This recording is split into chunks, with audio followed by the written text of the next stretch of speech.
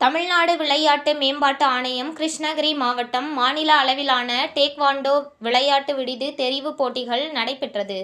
2026-2027 ஆண்டிற்கான தமிழ்நாடு விளையாட்டு மேம்பாட்டு ஆணையம் விளையாட்டு விடுதியில் மாணவ மாணவியர்களுக்கான சேர்க்கைக்கான இணைய வழி விண்ணப்பங்கள் 8/4/2026 தேதி முதல் www.stdat.tn.government.in என்ற இணையதள முகவரியில் வெளியிடப்பட்டது.